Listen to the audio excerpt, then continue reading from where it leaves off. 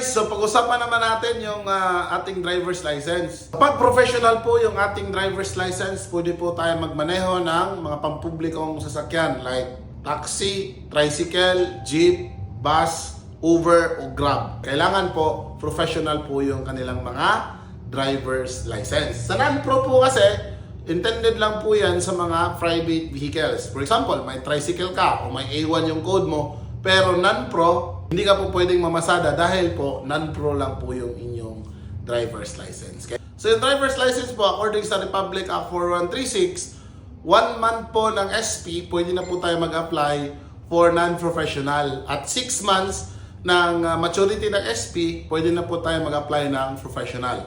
But naiba po yan kasi yung ating batas sa 4136 is na-amend po noong 2017 into Republic Act 10930. Which is, yung mga student permit holder, wala na pong diretsyo professional. So, 1 month po ng maturity ng ating student permit, pwede po tayo mag-apply for non-professional. Lahat ng aplikante dadaan ng non-professional. So, kapag ang code po natin ay A at saka A1, after 6 months po ng maturity ng ating non-professional, pwede na po tayong mag-apply ng professional driver's license o change driver's license classification.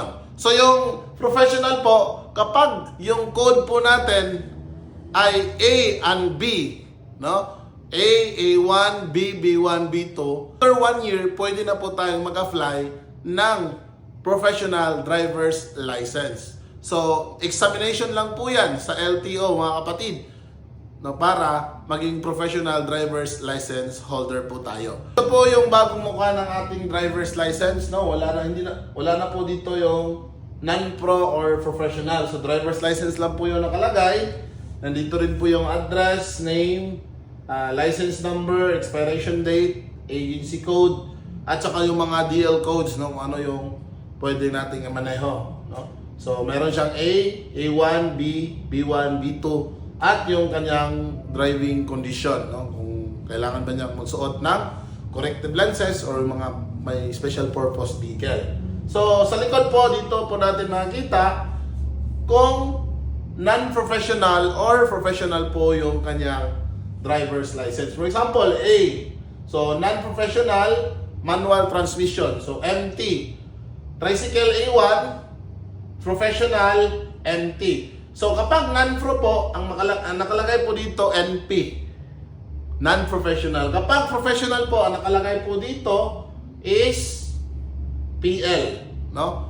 Professional license. Dito po sa Republic Act 10930, so kapag automatic po yung ating license, hindi po tayo pwedeng magmaneho ng mga manual na sasakyan, no? Kapag manual transmission po yung ating driver's license, sa likod may nakalagay na empty, pwede po tayo magmaneho ng manual or automatic. So both transmission pwede po.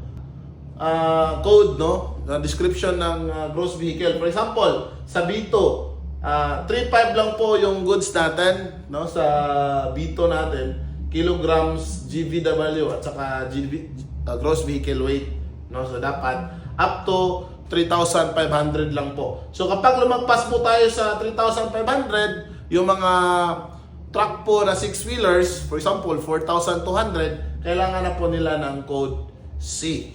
No? So ito po, no, yung bagong itsura ng ating driver's license.